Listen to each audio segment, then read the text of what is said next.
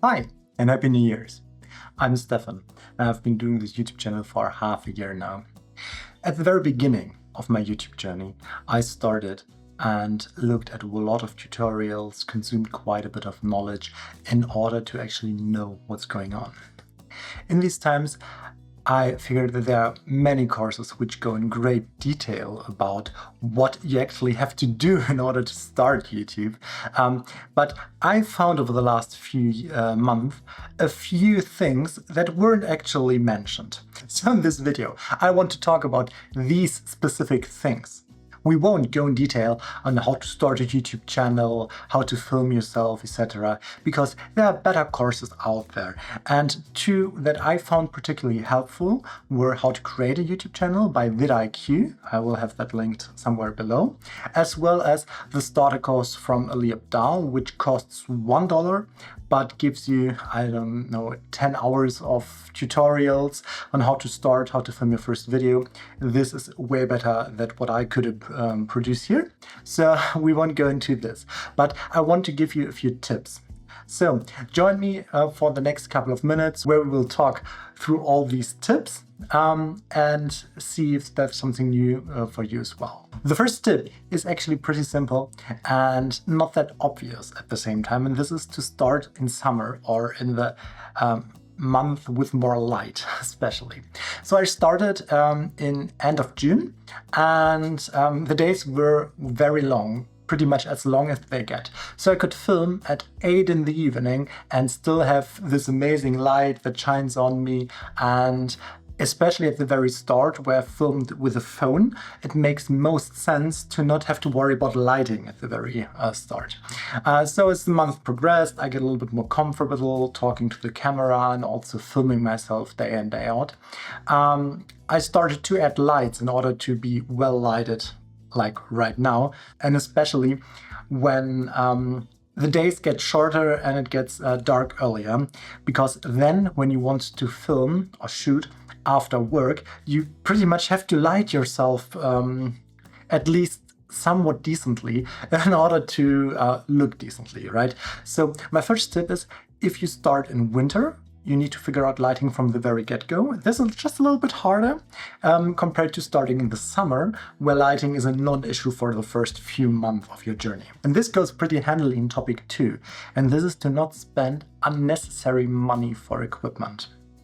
It's very daunting in the very beginning, and you pretty much don't have any video equipment, despite your phone, for filming most likely. So this would lead you to believe, well, I need lights, I need a microphone, I need a lot of things. But the reality is, you probably don't need that much, and you can just start with your phone.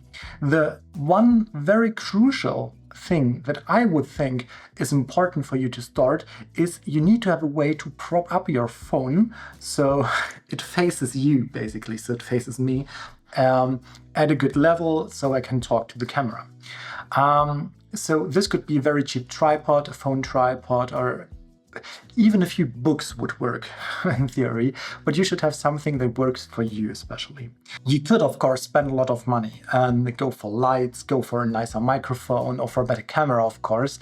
But I would say these come down the line at some point when you find what you want to improve. We'll talk about that in a minute. The sound part is especially important for me, and this is part 3. And this is that in the very beginning, if you shoot yourself with a phone, it sounds like crap, basically. You have a lot of echo from the walls, and the phone microphone is not that great. And you are led to believe that you need a better microphone in order to have better sound. I purchased a lavalier mic for my phone, like for the second video, I think. And while this was not a mistake because the audio quality got better in the end, I learned later on that post-processing, especially also audio post-processing, makes a big difference. And if you look at one clip side by side, you will notice that there is a difference between having a post-process with audio and trying to optimize a little bit and just having the raw audio in there. I will now show you a clip that I will film after this with my phone here.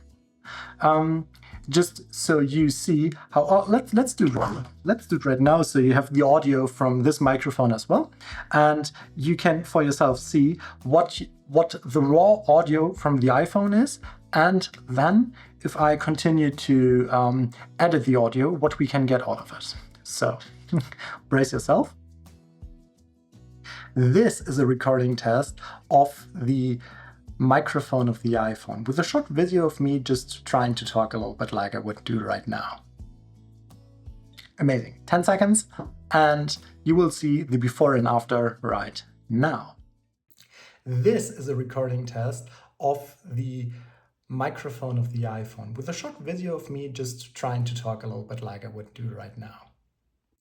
This is a recording test of the microphone of the iPhone with a short video of me just trying to talk a little bit like I would do right now. Hopefully, you should hear a clear difference between what was recorded straight off the camera and what was done in post-processing by DaVinci Resolve. So this is a reminder for you as well.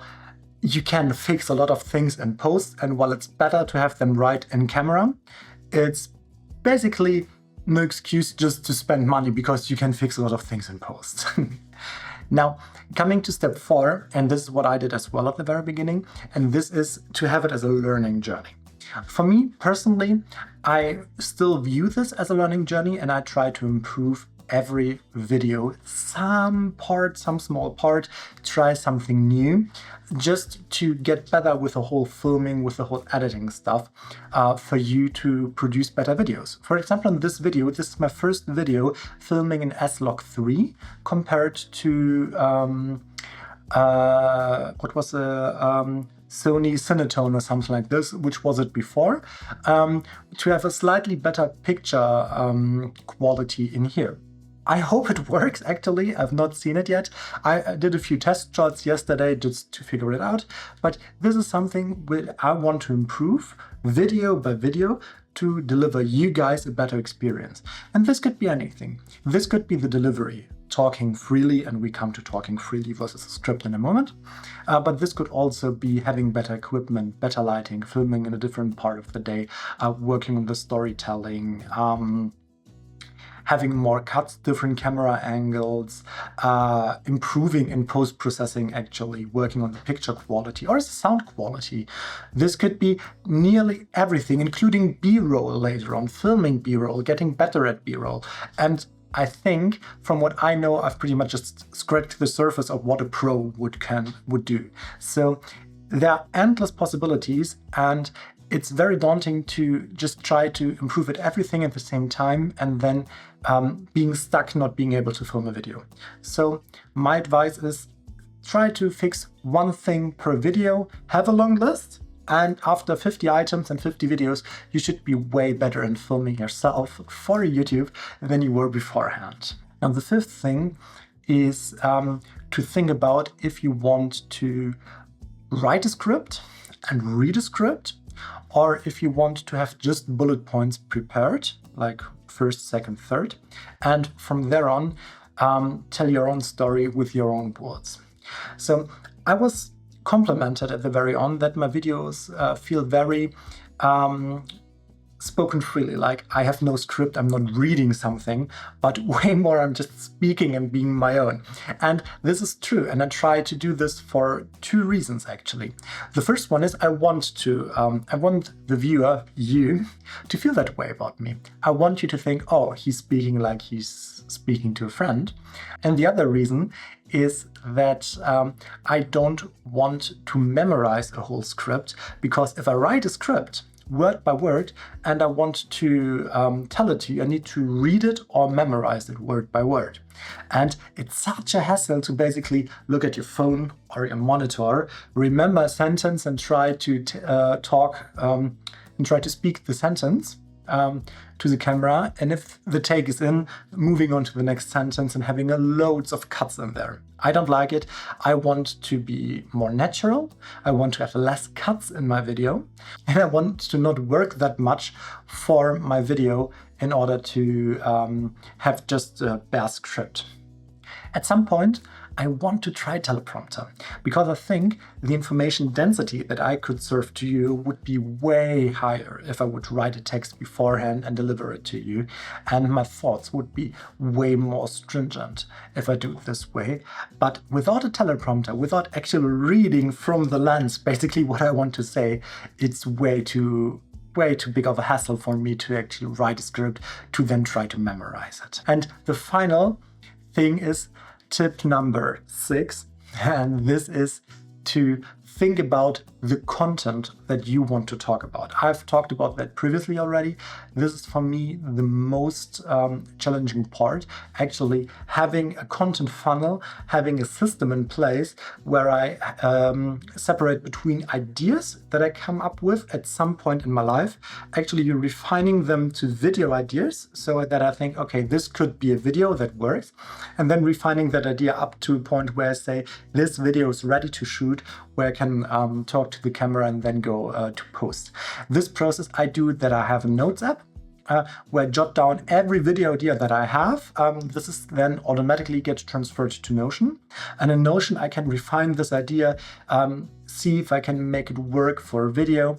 And if I can't actually make it work for a video, I will just drop the idea, because while not every video needs to be perfect, it's way more about consistency than it's about quality and perfection.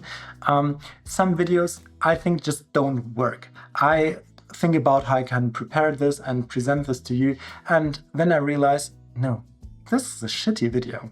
And even while this video might be mediocre at best, this is something which I think I can present to you. And these were the 6 tips that most YouTube guides don't mention when you start a new channel, but this still have some value for you depending on who you are, what you shoot, what your experiences are, of course. I hope you learned something new. I hope you're interested in these sorts of ideas where I try to take you with me on my learning journey for YouTube. If you like this video, give it a thumbs up, maybe drop a comment, maybe subscribe even if you got any value of these. Maybe tell me to stop these kinds of videos if you're not interested at all. This would also be helpful for you, for me to know what you like. Yeah, if you want to see something else, try this video here about, I don't know, there will be some video, and I'll talk to you in the next one. Goodbye.